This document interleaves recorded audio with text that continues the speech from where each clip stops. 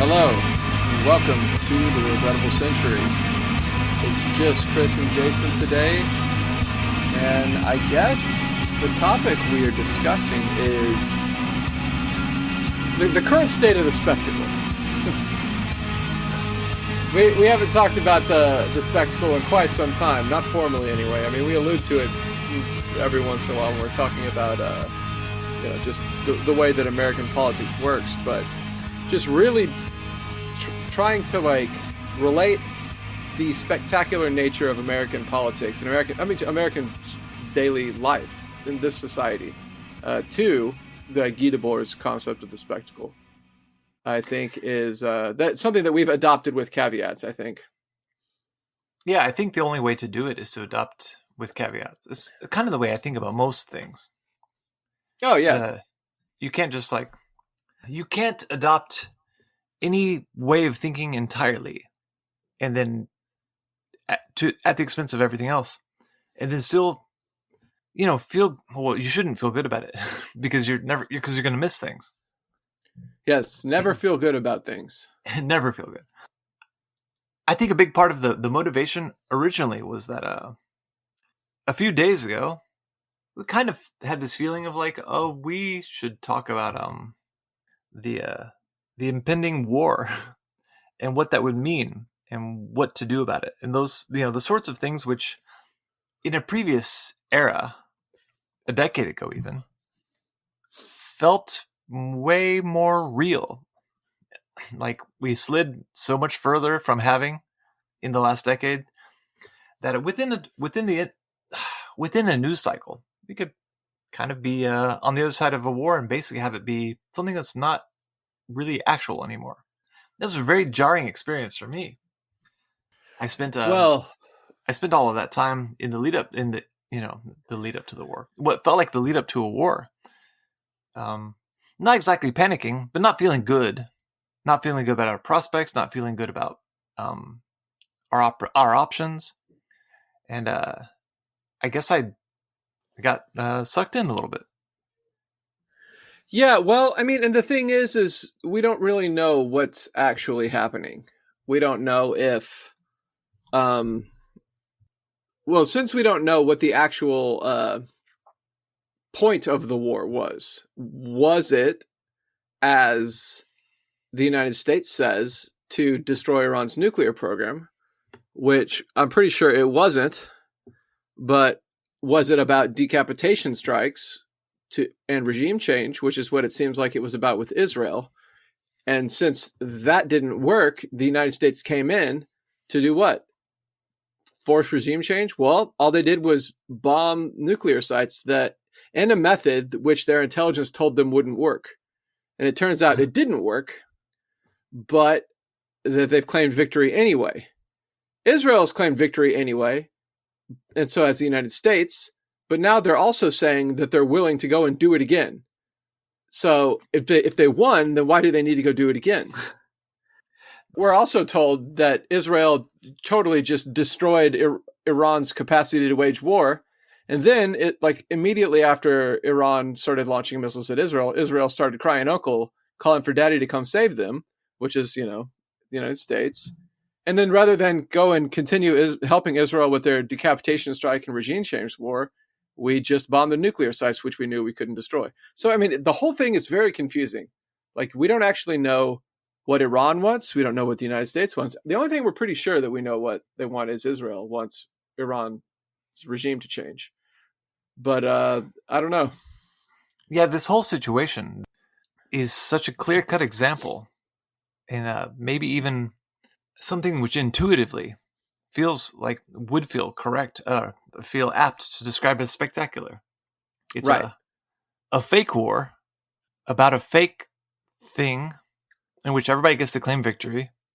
Everybody sent messages to each other about everything happening right up until the actual, I don't want to say the fake war. I mean, I think that the war with Israel, that's a real war between Iran and Israel.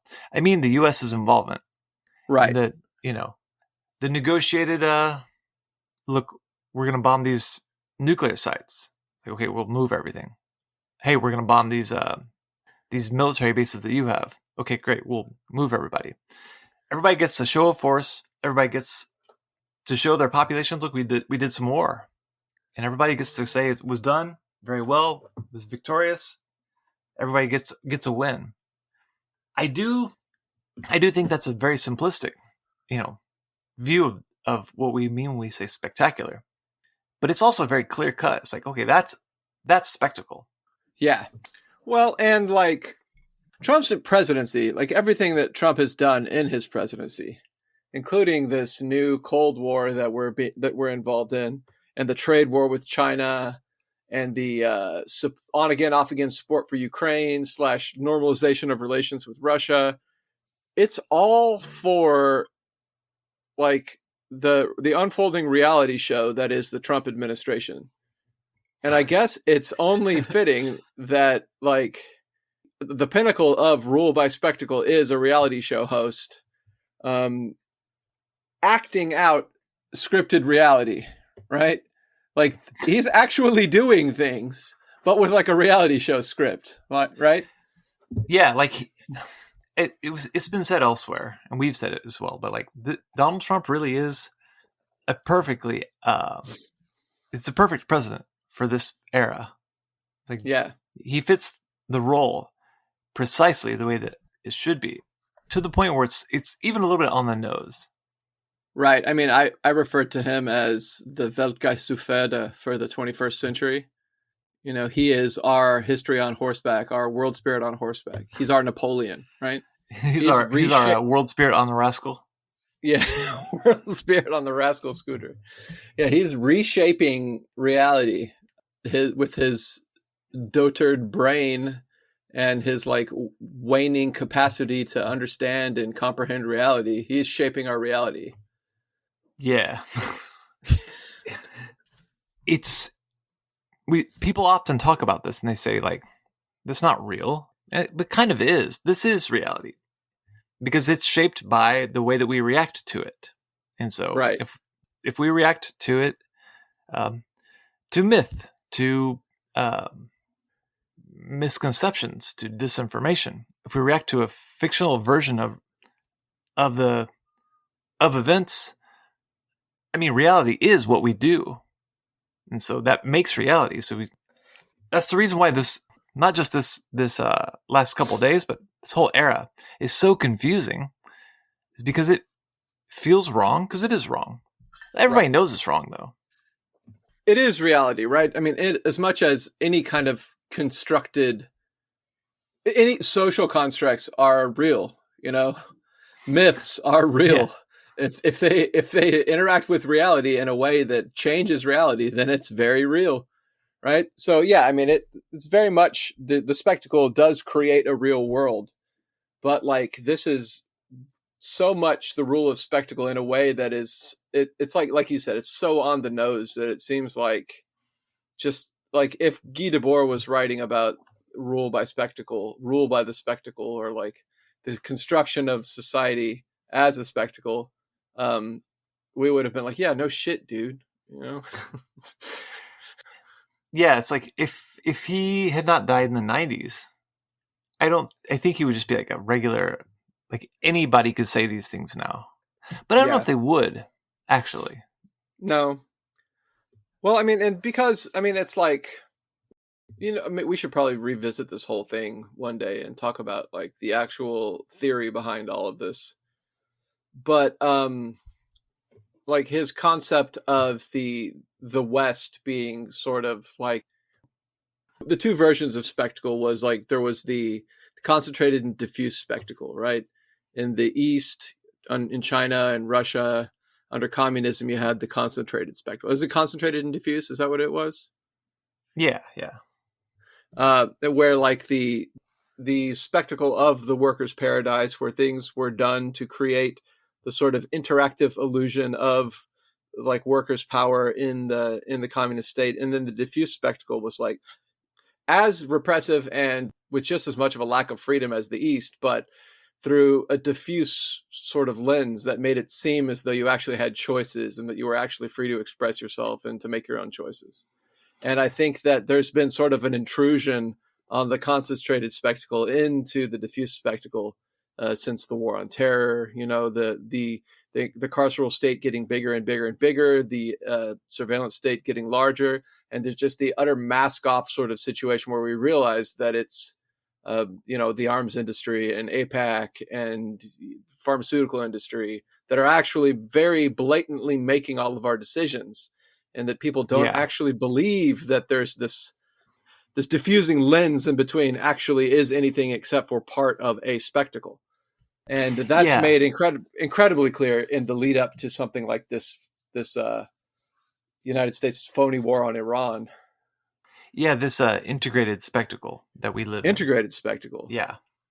Or to put it in another, in slightly different terms, the total victory of liberal society, of liberalism.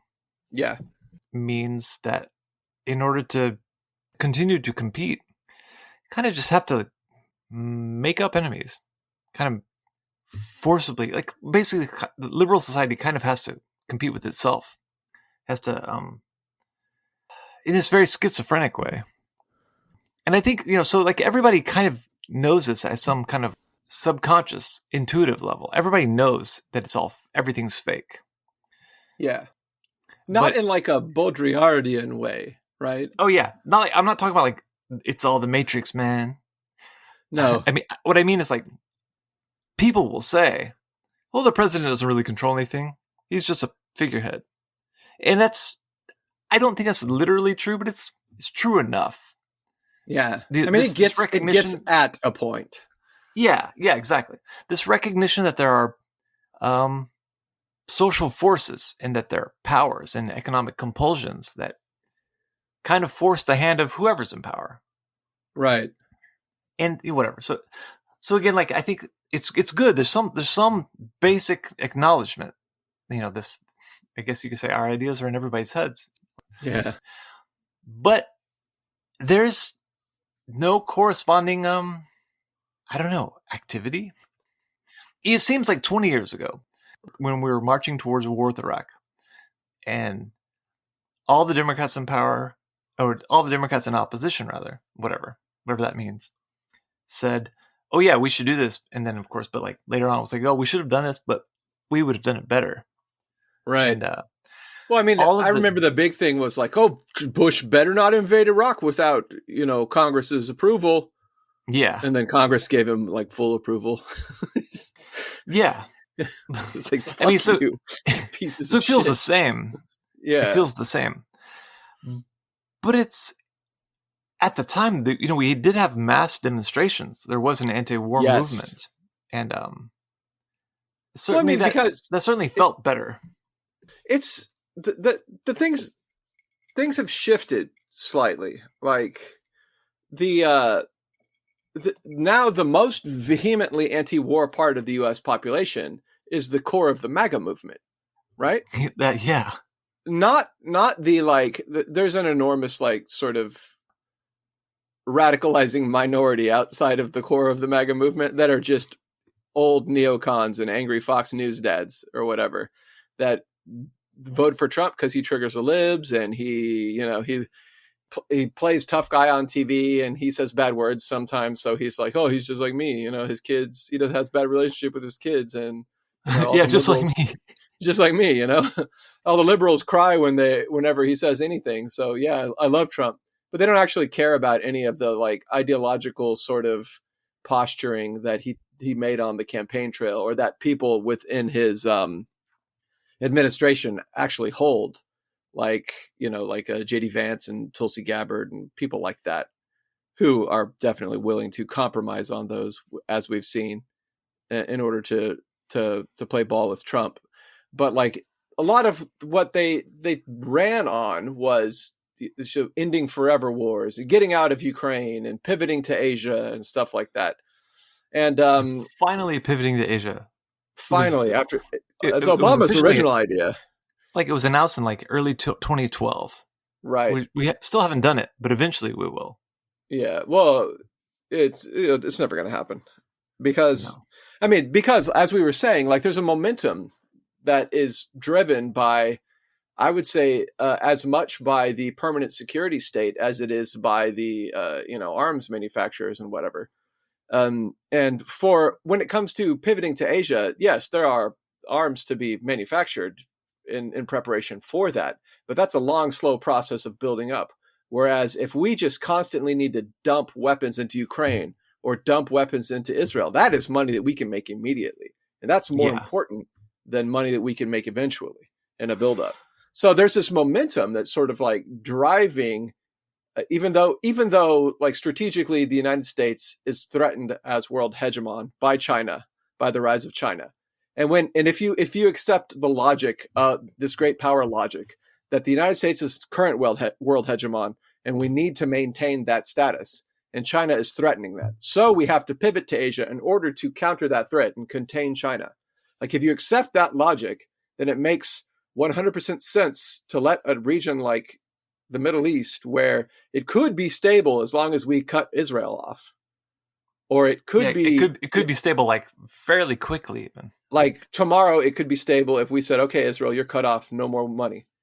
Israel would have to play nice with its neighbors in order to fucking get along and to continue to exist. That we could stabilize the region like that. But we have to, because we're driven by the logic of the system as it currently exists, and these entrenched elements in the bureaucracy and in the permanent arms economy and in the permanent security state, to keep doing things the way we've been doing them. And what we'll still do is posture as though we're trying to do other things while doing the same thing forever. Right. And it's both more and less complicated than someone like Mearsheimer or like the hordes of people online saying it's the Israel lobby. That's not really true. And it's also not that Ted Cruz has this phony Christianity, this understanding of the dispensations to make up for how the world's not playing out the way that God intended. So he has to, whatever. You have to trick him into Armageddon. These are not the reasons why this obsessive focus with Israel and the Middle East. It's more like what I said. It's both simple and complicated. It's the profit motive. That's the simple part. The complicated part is that there's also some truth to the ideological aspect, that people's motivations in power, they actually do influence policy decisions. And I think in the past I might have been far less willing to entertain notions, give any credence to that notion. I would say, oh, that's idealism, whatever. That's fake. I think I've come to accept that the material conditions which drive the ideals, which drive the material conditions and so on, I think that there's a much more reciprocal relationship between all of these things. Like, there are other economies, there are other countries, and they have different policy decisions. It's not so clear-cut as just the profit motive. Yeah, I mean that's sort of like the way that I approach my craft as a historian now. I mean, previously I would say like, well, since I'm a Marxist, I have to analyze everything through the lens of the profit motive and the class struggle, and everything else that happens is just secondary, tertiary, or whatever to that. And whereas now I think that like looking for profit motive and class struggle as the primary sort of driver for the reason why things happen in history makes a lot of sense, and you definitely should. And even when it's only secondary or tertiary to what the major motivation for any one figure or any sort of movement or whatever to do whatever it does, it still actually plays a role. And I think that like now I'm much more nuanced in the way that I approach things, and that's like when analyzing things as they are happening now and in the past is just to like look at the complex web of the way that history unfolds and take everything into consideration. And I think that that's like the smart thing to do, and that's what good Marxist historians do. Yeah. But I just was not like raised to think of things that way. Right.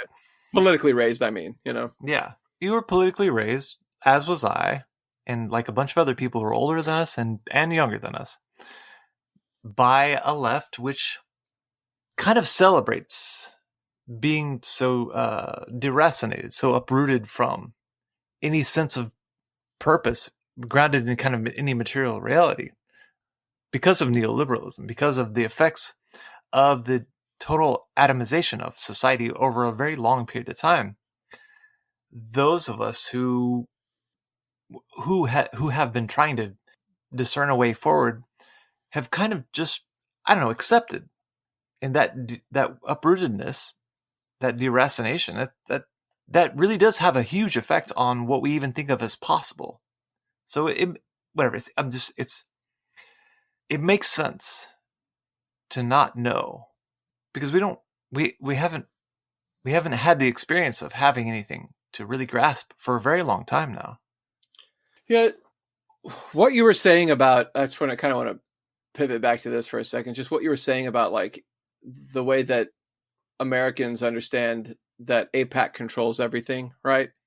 It's not, and that's sort of like, that is incorrect, but I think that it is getting at something of a truth. AIPAC doesn't control everything, no, but they are powerful enough to be scary as hell to like freshman senators or whatever who might be wanting to run for a second term, and they're not like 100% secure in their voting base because they know that AIPAC will dump like billions of dollars into primarying them, right? And yeah. So that there is a certain amount of control that definitely exists there, and you don't actually have to like believe anything. All you have to do is vote a certain way, and that certain way would be just to keep the status quo the way it is, even if you abstain from voting, as long as you're not like voting against or speaking out against Israel. Yeah, but like, that can be broken. We will write a letter for you. You could just sign it. You don't actually have to like invest any amount of your time in really supporting our project. We will support our project in your name. Yeah, and that sort of hold that AIPAC has, though, can be broken and has.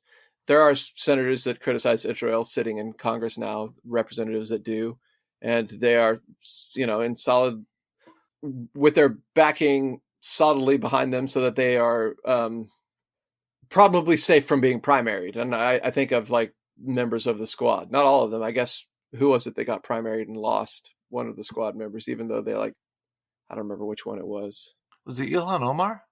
No, I think she kept her seat. Ilhan Omar and Rashida Tlaib kept their Tlaib or Tlaib. I think it's Tlaib.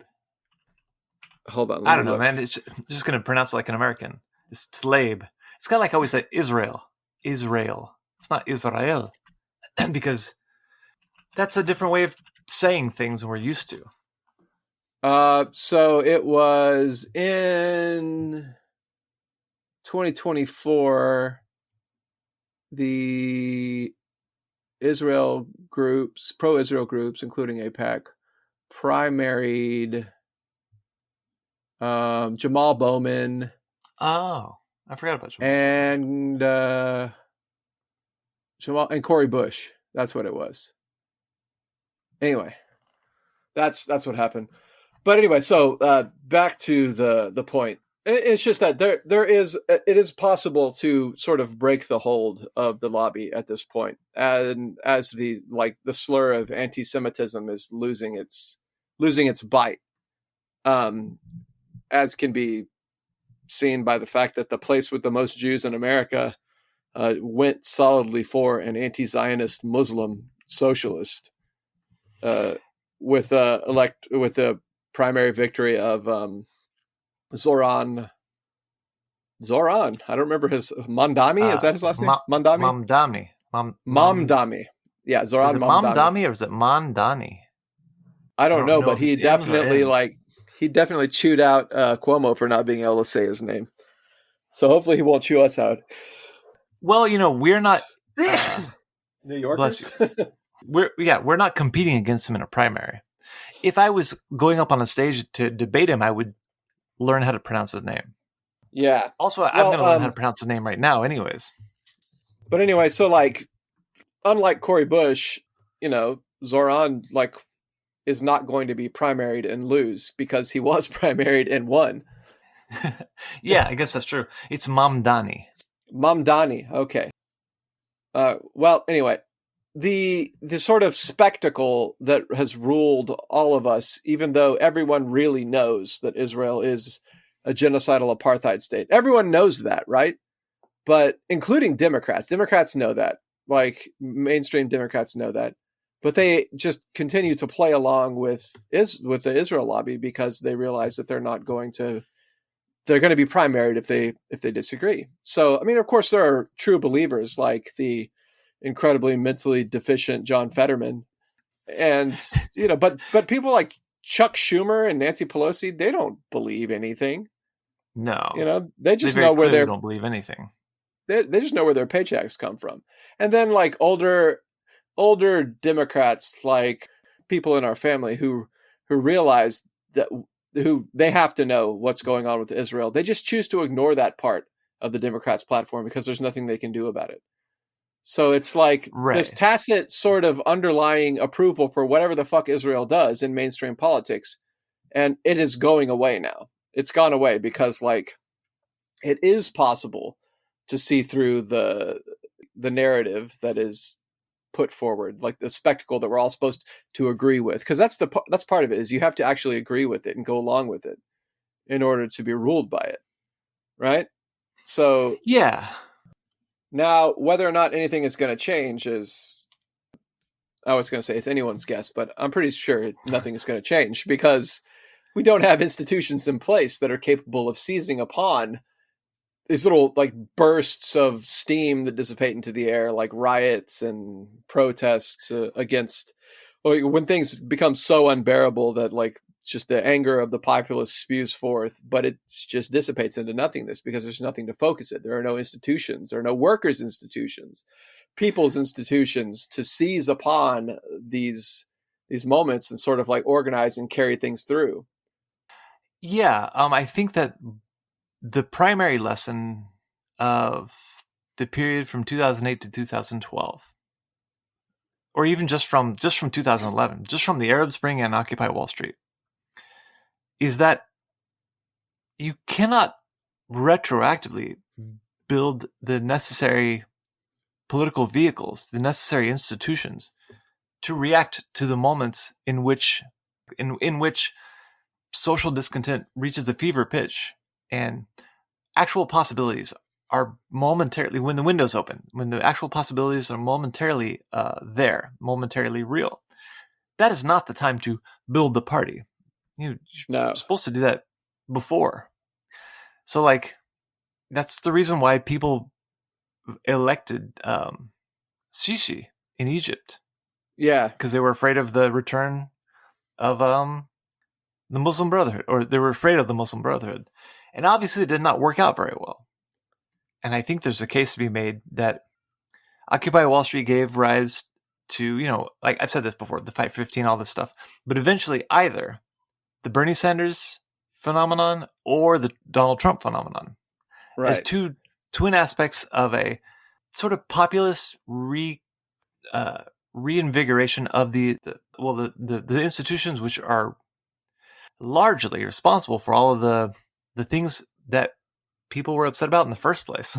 And so, yeah, you have to build the institutions first, or at least you can't just be spontaneous and just hopeful that the wind will just fill your sails, because that's never happened that way.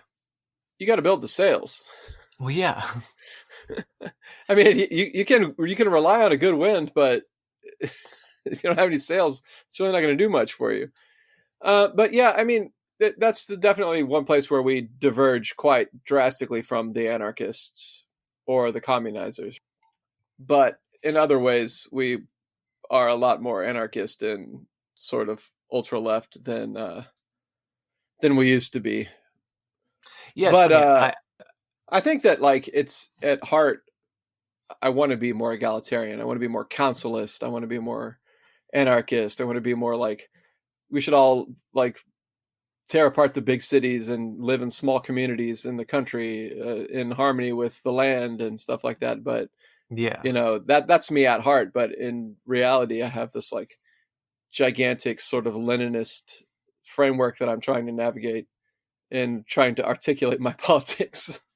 Well, like Lenin said, one must always strive to be as radical as reality itself. Yeah. Reality itself right now is telling me that Bonapartism seems like it might be kind of cool. But also, like, I cannot, and I don't want to, shake free of this Book of Acts notion of living in an intentional community, which Yeah. what we call communism, Right. which is very much different than a great heroic figure striding over the world and bending it to its will. You mean Macron? He's gonna Macron, the new Napoleon. He's going to forge Europe together as a single entity and march on Russia. Man, leave it to the even like Napoleon III seems cool in comparison to Macron. Yeah, and also just think about the army forged by Macron marching into Russia. I mean, the sort of debacle that would ensue would make Napoleon's the March of the Grande Armée, the retreat from Russia, look like it would pale in comparison to that. But anyway, so we've kind of been jumping all over the place, but I think that like it behooves us to spend a little bit of time talking about the spectacle of opposition in the United States. And I think that this is very much so like the spectacle at this point in Trump's second presidency. The resistance to that has been just non-existent, really. There's the no, the no kings marches or whatever, which were like, okay, cool, we don't have kings, so like, good job, mission accomplished, I guess. But it very much the way in which Americans protest, there were no demands. Everything was very peaceful and kept to the limits of where the protests were supposed to go, and everyone registered their discontent, and that was it. That was the entirety of it. You had to make your voice heard. That way, in a couple of years, whenever there are congressional elections, you could pick somebody different. That's the hope. And like it reminds me a little bit, but like with less sort of intent and less intent and intensity than the Pussy Hat March. Remember? Which after I was actually there. I know. I actually went to DC during that, and I remember at the time just thinking like, what else might we do besides just be here? Is there another purpose beyond just having been there? And the answer is no. There have been, but also like at this point we're like several generations, and we've been raised entirely under the domination of the spectacle. We don't know anything else. And if you even look at like just this sort of creep of tyranny that's been pretty steadily, with punctuated equilibrium, intensifying since the beginning of the War on Terror and the Patriot Act and whatnot. How do you successfully counter that? And part of that could be in like these mass uprisings where we see people fighting against the police and against ICE and stuff like that, but they eventually just go away. And then ICE comes back in after everyone's gone, or then the police just continue doing what they're doing once everyone's gone. Because people don't have like the energy to like continuously fight the police every single day until they give up, right? Because that would take like, a system of support. It would take organization. There would have to be like somebody paying your bills or whatever, or somebody feeding you while you're out fighting against the cops and barricading the streets. And if perpetual mobilization, that's just not real. That's just that's a fantasy. And it's also it's oriented toward just the notion that you should just resist, that the be all end all, the highest aspiration of a movement is resistance. And that's sort of the Saul Alinsky model yeah. of organizing, the very silly and ridiculous sort of postmodern approach to organizing young people is that, like, it doesn't matter what the outcome is. The point is just to resist.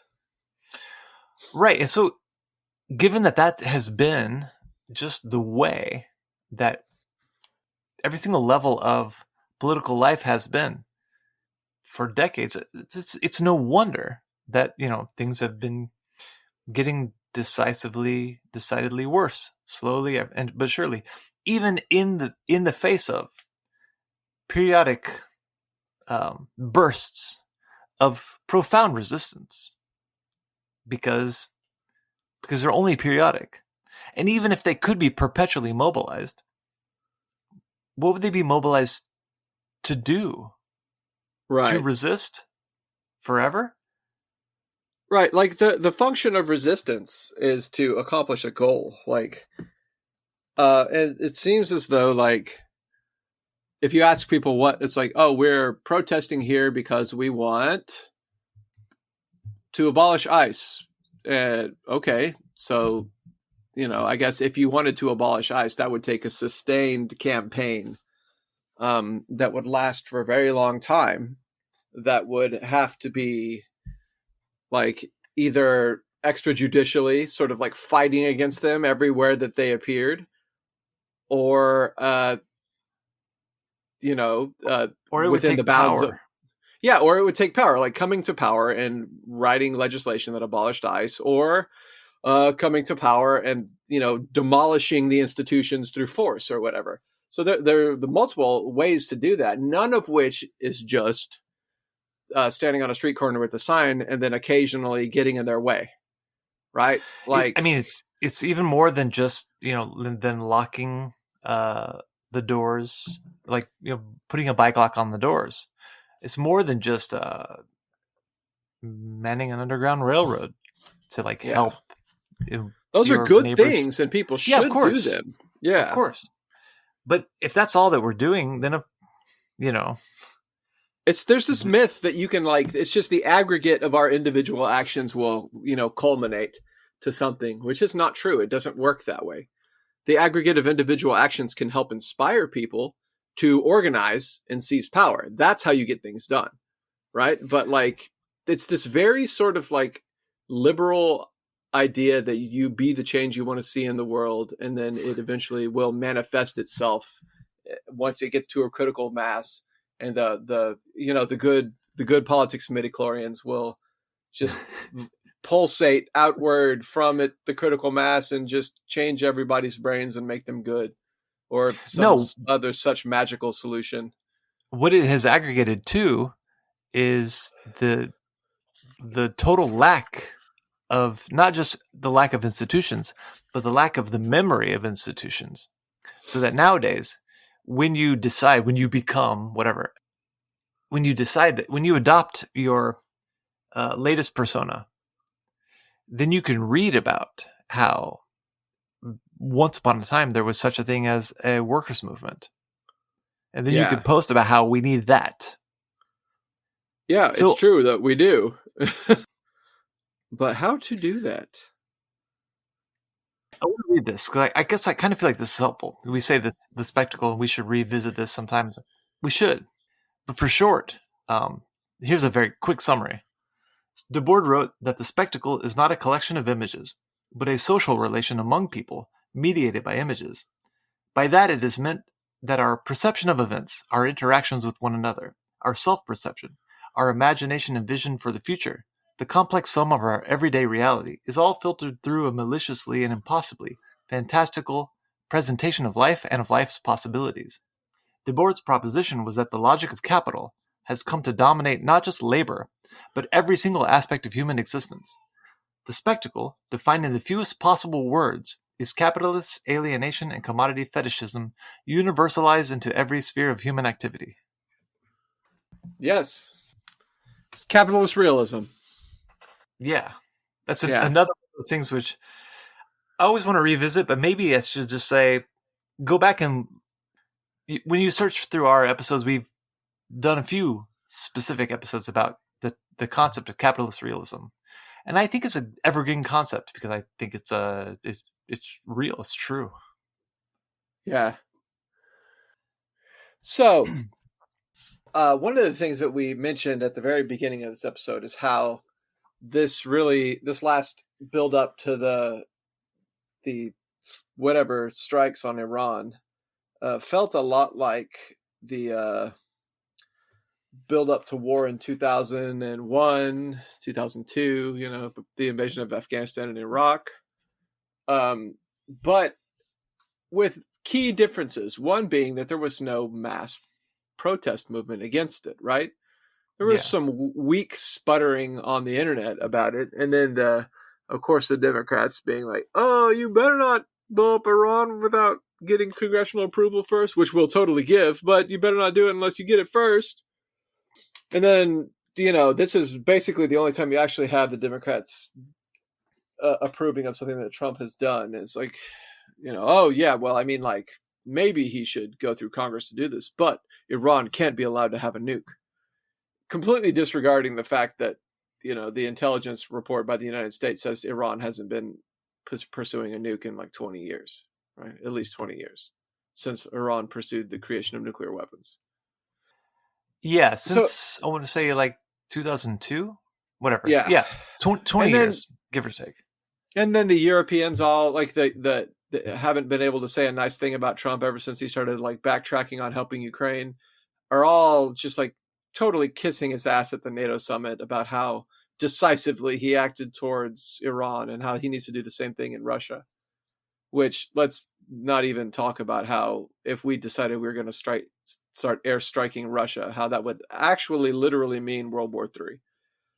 But yeah, so I mean, it's just like the response to a drive to war is completely just tepid and weak in a way that you might expect Democrats to all of a sudden all become anti-war again, in response to the most hated Republican in the history of Republicans, Trump, wanting to go to war. But no, you could used to be able to count on Democrats becoming anti-war whenever there was a Republican in power, but they actually just went along with it. Yeah. Even in the face of the fact that it was in support of Israel's designs on Iran, and most Democrats at the voting base anyway disapprove of Israel. I was going to say, even in the face of the almost universal opposition to this war, on Israel's behalf in Iran for the purposes of whatever regime change or anything, just the opposition to war. Even in the face of that, they can't really bring themselves to like muster up anything. Yeah, and like that is one way in which I think that the triumph of the spectacle or capitalist realism is just utterly complete. And what would be the point of protesting, right? It doesn't even matter. And I think Americans have gotten so dialed into just allowing, there's nothing we can do about foreign policy. It's always, the United States is always going to do whatever it does. The only thing that we could possibly do is change things at the local level. So Americans just tune out when it comes to foreign policy for the most part. Yeah. And like, when the workers' movement was a force, like which contended for power, protests and marches were like a show of strength and a threat. Yeah. Even 10 or 15 years ago, it was conceived of that way, even though it wasn't true. Yeah, like along the way, this struggle for power is it's become like ever more abstracted and relegated to like to the other side of a perpetually drifting horizon. And so like the act of protesting came to replace organizing or to be thought of as organizing. And so it kind of replaced the struggle for power. Yeah. During the period of long retreat, there was maybe all we could imagine we could do. But I think the results are in, and the scoreboard reads 0 for our side. Yeah. And I mean, like there's no culture around building organizations. Like that was when in the ISO, for as much as I disagreed with just about everything the organization stood for in retrospect, the idea of using protests to build the organization, and having protests being sort of like a display of strength, on top of an opposition to whatever it is that we were protesting. Like that was the sort of the theory behind it, even if it didn't actually pan out that way. That at least makes a little bit of sense, right? Yeah, it was at least a part of Right. what could eventually be thought of as a holistic strategy. Right. Nowadays, it's funny because it's like now that seems so much further ahead than we are. And as much as we talk about LARPing being a bad thing, it's better than this, right? Well, yeah, like our old habit was just to respond to like every injustice, everything that we didn't like, with a registration of like discontent in the form of protest. Right. And like, it's worth taking a step back to assess what we're actually doing, but not such a big step back that we just stop doing. Yeah, I mean, so I understand the impetus behind the hyperactivism of responding to everything with with registering our discontent, because as an organization we wanted to be seen as the hardest and most prominent fighters against oppression in all instances. I get that. I understand that. It was very unrealistic. We didn't have the capacity to do such a thing, right? We needed to really pare down the amount of things that we got ourselves involved in. We just spread ourselves way too thin, and we burned out all of our members. Like that's why there was such an enormous revolving door, is because we like had expensive dues, forced a lot of people to do a lot of stuff all the time, as though the revolution was about to happen any day now, and we needed to be like building the party to capitalize on it, instead of taking sort of like a longer approach to like building institutions, which I think is probably what it would have been the smarter thing, and to reach out and build coalitions with other groups and uniting and trying to like merge where we could, trying to work towards building a workers' party rather than maintaining our microsects or whatever. Yeah, we've talked a little bit about how at this point in our trajectory as a country, and maybe even as a civilization, but certainly as a country, we are at a point of needing to possibly just to reconstruct the collective atmosphere that capital used to force upon us. Right. I think the time is still right to dissolve the sects, and but we need to merge it into something, and it's something that has to be like intimately connected to real life, real social life. And if real social life is becoming less and less tangible, then that just needs to be reasserted. And there are a couple of ways that we've talked about doing it, and I think it's probably right to not spend too much time talking in detail about our own lives. But I do think that we should remind people that you have to actually have something tangible. You have to actually physically go to a place and interact with other people on a regular basis. You have to become familiar. You have to be a fixture in whatever you're talking about, your workplace, your neighborhood. And the organization has to be built on that. And if that organization is going to look different than the way that you would want it to, then that's fine. Because it's better if it looks genuine. It doesn't look like some LARPing society. Right.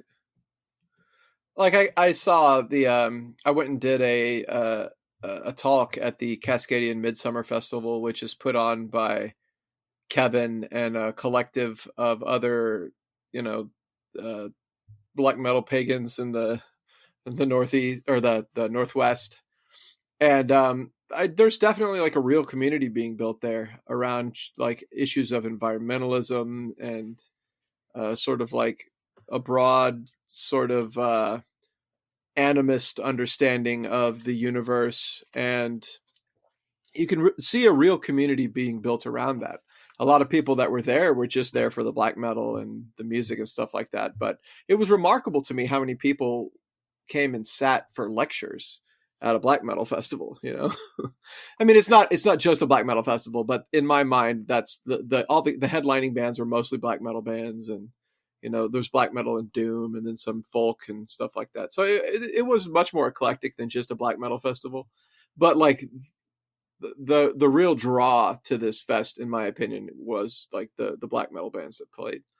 So it was remarkable to me that so many people sat down for lectures about like you know, like survival and rewilding and green colonialism and, you know, different spiritual concerns that people that like Kevin have, like the animist community there has.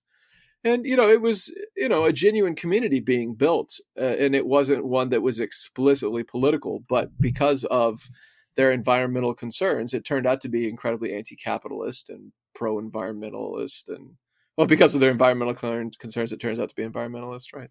No, but I mean, because of the nature of the people's relationship to the land there, like the festival's in the woods, and the whole festival is about how like being in the woods is like, you know, more than just being there. It's sort of like communion with the environment around you, and, you know, with nature.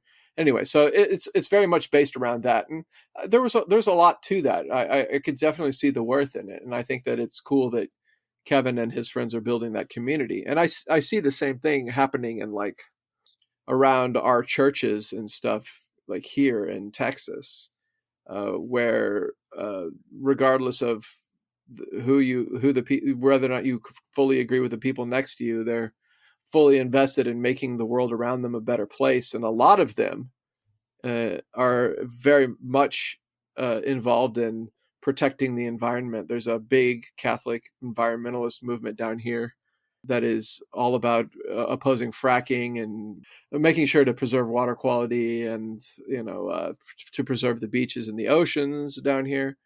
And I think that within these communities, you see the potential for political mobilization around things like that, and there could be potential for mobilization around workers' rights as well. So I think that like being plugged into these communities and having your politics in public, and then, you know, moving towards organizing pro-worker organizations is sort of like the base of what we need to do.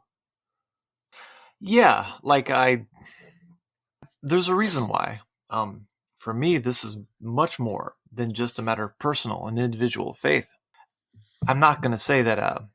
I'm not going to proselytize on the podcast and say you should be Catholic, but you should find something like the way that Kevin has as an alternative, or else you should construct something.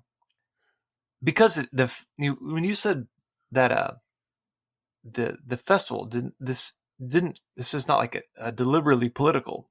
It's like, that's good, right? That's no, I didn't say it wasn't deliberately political. I said it wasn't explicitly political. Oh, right. That's fine. There are some very deliberately political elements to it, though. Yeah. Very intentional, very deliberate. That's right. Right. But it was not like billed as this is where the politics happen. We're going to come to this political festival where the political people can go and be political. Right, which is the way the socialists generally tend to do things, and it's very off-putting to everyone that doesn't already agree with them. Yeah, it's very off-putting, and so I think that's a really good example. That's something we should take a cue from, or like you said about there's any number of ways that specifically the Catholic churches are already like, this is it's something, it's in embryonic form anyway, because the community is intentional and it is being deliberately constructed. And because of, like, we're reading the Laudato Si, and maybe Right. one day we should also read Rerum Novarum.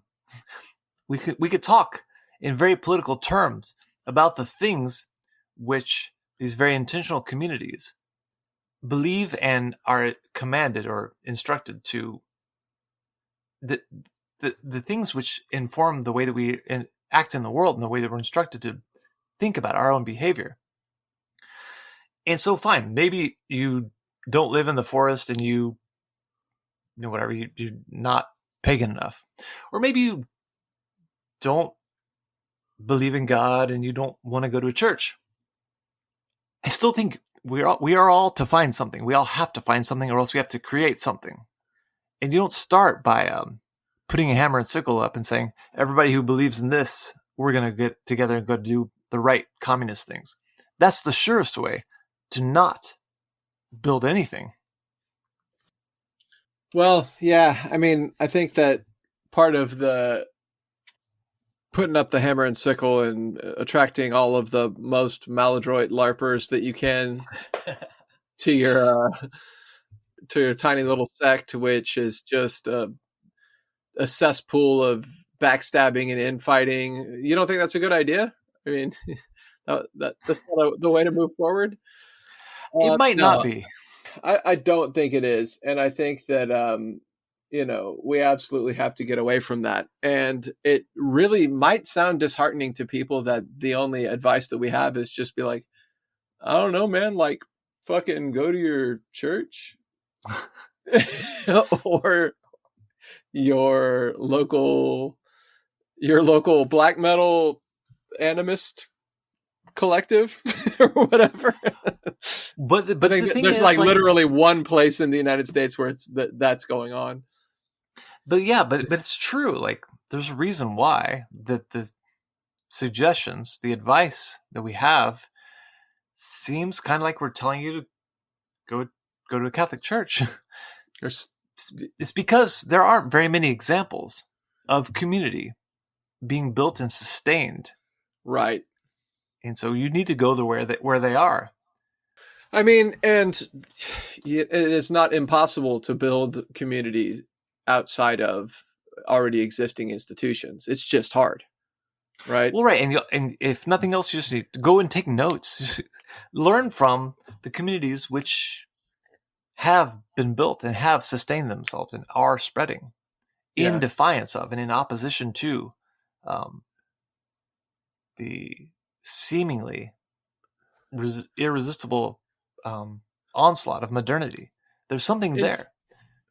it's something that I used to think too when I was younger is that like the hardcore and punk rock scenes were like a community of where resistance flourished, right? But I mean, I think it still could be.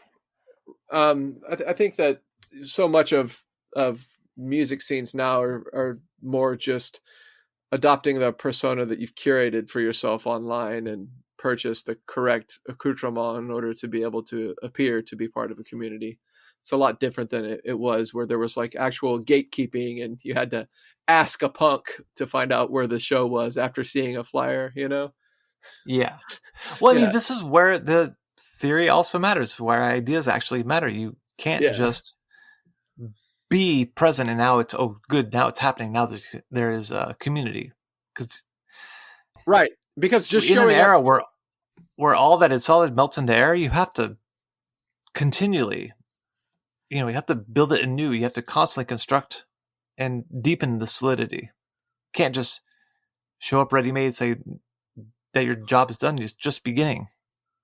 Yeah, I mean, it's just like we're saying, showing up to punk shows and expecting there to be some sort of community that will lead to organized resistance. Likewise, you can't just show up to your Catholic church, which is probably largely full of conservative people who don't even realize that they're part of a potentially sort of counter system community. that they don't even know that they're part of it, and in fact, they would kind of be horrified at the idea of like using communities built within the church to oppose the status quo. But I mean, they would be horrified. They are horrified, like when the Pope says, or a bishop or a local priest says, "Oh yeah, we oppose these immigration rules that are being set by the administration, and we expect Catholics to do everything to oppose them, everything they can to oppose them," right? And they do. It's similarly, like those people are horrified when the church starts wielding the community that exists in a way that is counter to the narrative of the system. And I think that those instances where, like, when your local church or your local institution that you're part of just happens to line up with some sort of anti-system action that you think is good, it's like it is, like they say, if you're a socialist, you're supposed to be the loudest fighter against oppression and the one who speaks up to push the politics in the right direction. That's what you would do in your church or in your local community. Whenever you see the opportunity to be like to agitate in order to carry things further and to push for the community that you're part of to become more explicitly pro-worker, then that's what you're supposed to do. And it'd be a lot better if you could do that with others that were organized in order to do that. And I think that's something that we should all be looking to try to foster in some way.